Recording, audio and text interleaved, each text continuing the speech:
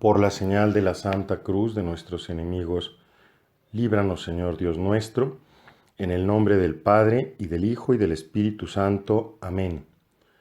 Señor mío y Dios mío, creo firmemente que estás aquí, que me ves, que me oyes. Te adoro con profunda reverencia. Te pido perdón de mis pecados y gracia para hacer con fruto este rato de oración. Madre mía Inmaculada, San José, mi Padre y Señor, Ángel de mi guarda, intercedan por mí. Llegamos al capítulo número 11 del Apocalipsis del apóstol San Juan, que estamos meditando en estos días terminales del año litúrgico, que nos ayudan a contemplar nuestra propia historia, nuestra propia vida y los acontecimientos que en un lenguaje simbólico nos presenta este texto para comprender nuestra vida cristiana y cómo enfrentar las diferentes dificultades y situaciones que se presentan en la andadura de la Iglesia, en la realización del plan de Dios.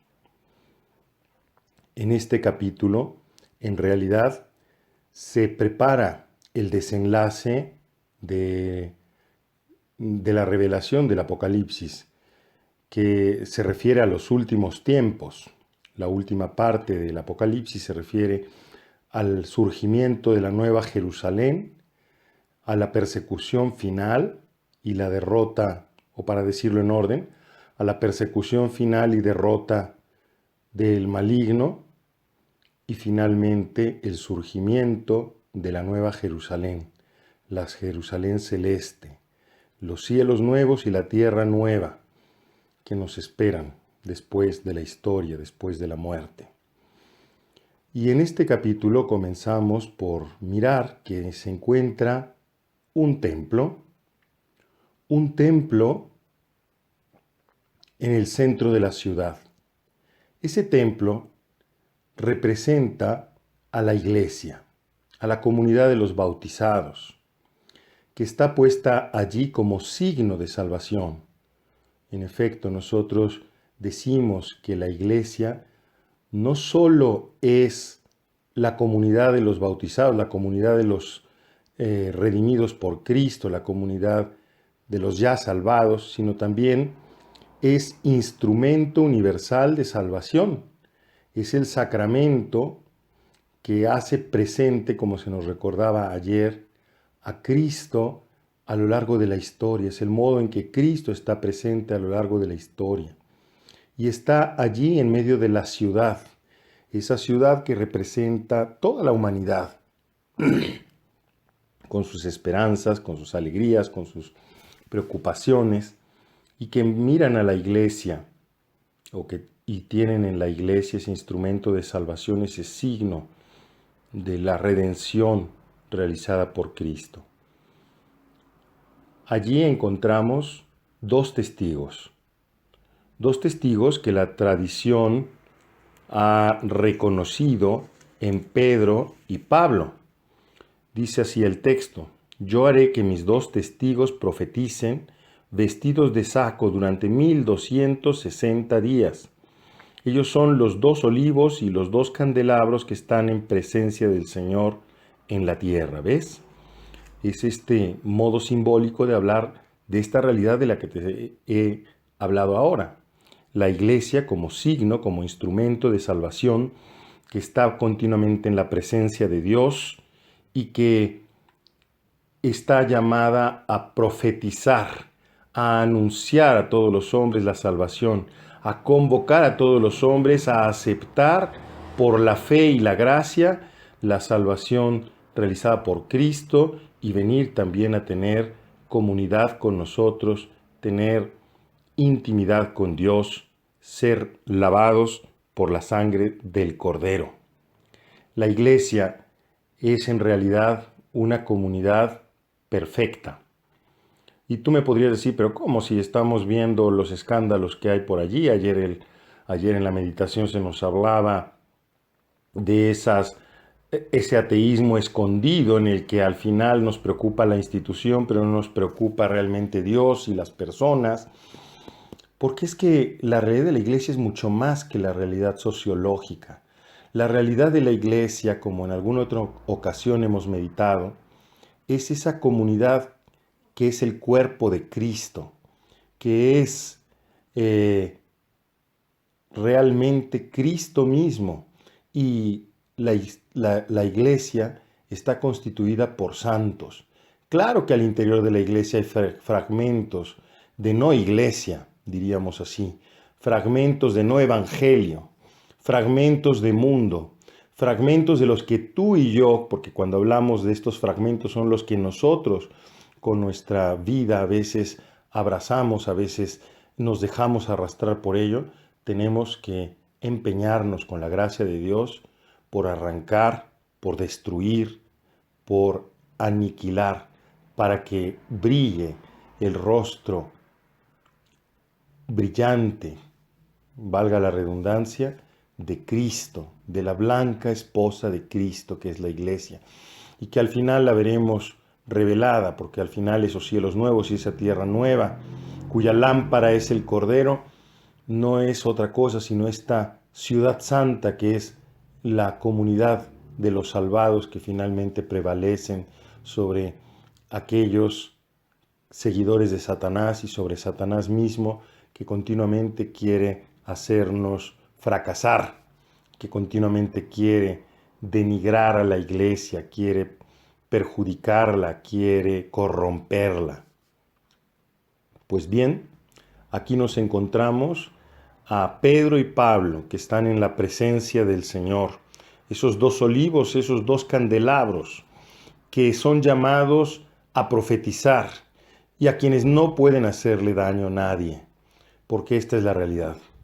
La iglesia, aunque siempre será perseguida, sus enemigos no prevalecerán. Ni siquiera esos enemigos de dentro, que con esa mundanidad y con ese abandono de Jesús y con ese ateísmo escondido, tantas veces traicionan la misión. Los poderes del infierno no prevalecerán sobre ella. No pueden hacerle daño. Si quisieran hacerle daño, dice, le saldrá fuego de la boca y devorará a sus enemigos. Y ese fuego de la boca no es otra cosa sino la palabra de Dios. La palabra de Dios que es viva y eficaz, que es más tajante que espada de doble filo. Esa palabra que tiene el poder de arrancarnos de las tinieblas, del pecado, de la traición. Por eso es que estos testigos son odiados, como es odiado siempre el hombre santo, porque su palabra, que está identificada con la palabra de Dios, tiene el poder, tiene la unción del Espíritu para arrancar a los hombres del poder de Satanás, del poder de las tinieblas, del poder del pecado y de la muerte. Esta capacidad que tiene este fuego que sale de la boca, que les haría morir, no se refiere a un daño material o a un daño en realidad para las almas, sino en realidad se refiere al morir al pecado, les hará morir a esa condición de rebelión ante Dios. Ellos tienen el poder de cerrar el cielo para que no llueva durante los días de su profecía. Y tienen poder sobre las aguas para convertirlas en sangre y para afligir la tierra con toda suerte de plagas, cuantas veces quieran. Y es así, queridos amigos. La palabra de Dios es viva y eficaz. La palabra de Dios tiene fuerza. Basta que nosotros nos confiemos más a esta palabra, nos abandonemos a esta palabra y de verdad no podrá nada contra nosotros los poderes del infierno, los poderes del mal, las seducciones de Satanás. Nuestra fuerza está en estar radicados en la palabra de Dios. Sin embargo, también aquí se dice, cuando concluyan su testimonio, la bestia que surge del abismo entablará combate contra ellos, los derrotará y los matará. Y efectivamente nuestros apóstoles Pedro y Pablo fueron asesinados ambos. Pedro crucificado, Pablo degollado, allí en el camino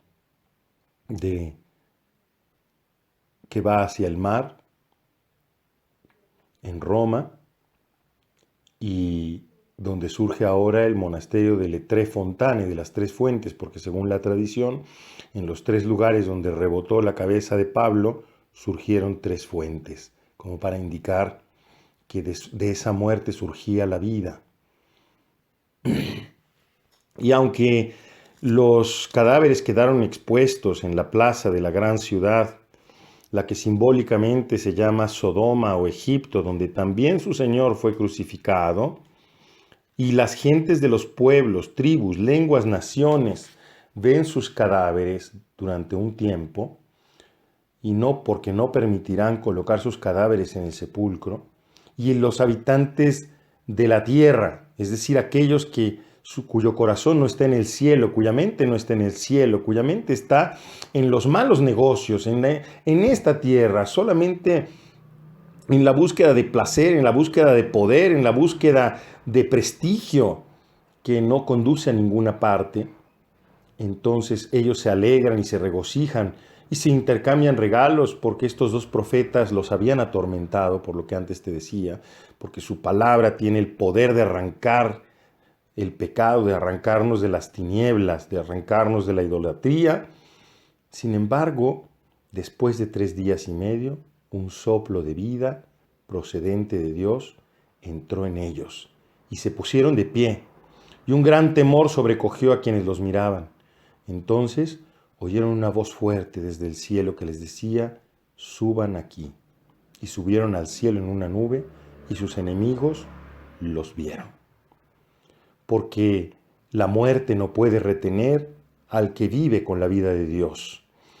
Por eso es que los cristianos de todos los tiempos no han tenido miedo a la muerte física, sino a esa otra muerte, la muerte que verdaderamente les puede arrebatar la vida sobrenatural. La vocación al martirio está inscrita en nuestro bautismo, está inscrita en nuestro ser de cristianos. Y cada uno de nosotros, el día de hoy, en la presencia de Dios, tendríamos que renovar nuestra disposición, como decían muchos santos, primero morir que pecar. Nuestra disposición a dar testimonio del Señor Jesús sin tener miedo a quienes matan el cuerpo. Quizás ahora no nos maten físicamente, nos matan porque cuando uno da testimonio de Cristo se burlan de ti, porque cuando uno da testimonio del Señor Jesús te truncan la carrera si eres científico, si estás en la política, porque cuando uno da testimonio del Señor Jesús, entonces te vuelves el hazmerreír de mucha gente. Pero nosotros no tenemos miedo de eso. Tenemos miedo de perder la vida verdadera, la vida de la gracia. Porque aún perdiendo la vida física, como la han perdido los mártires de todos los tiempos, los que han dado testimonio de Cristo y de los valores del Evangelio, sabemos que resucitaremos con Él, que la muerte no tiene poder sobre los bautizados, no tiene poder sobre los que son fieles a Dios.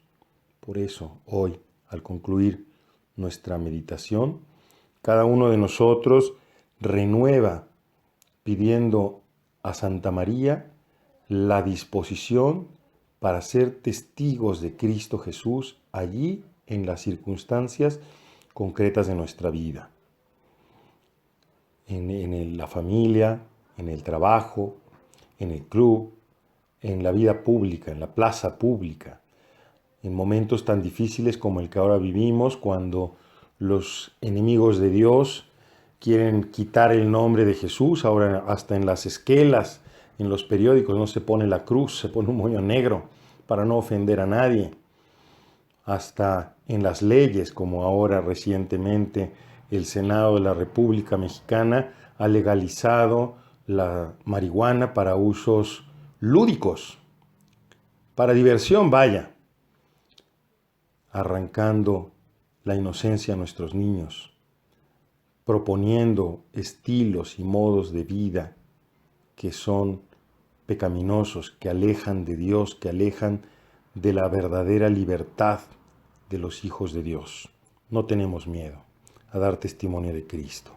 No tenemos miedo de ser sometidos a la prueba, porque Cristo, el Cordero que ha sido inmolado, ha resucitado y ha vencido. Santa María, danos la santa fortaleza, danos la determinada determinación que te pedía Santa Teresa de Ávila para ir caminando, para ir progresando en la santidad y sin tener miedo a quienes matan el cuerpo, pero no pueden hacer nada con nuestra alma. Te doy gracias, Dios mío, por los buenos propósitos, afectos e inspiraciones que me has comunicado en esta meditación. Te pido ayuda para ponerlos en práctica. Madre mía Inmaculada, San José, mi Padre y Señor, Ángel de mi guarda, intercedan por mí.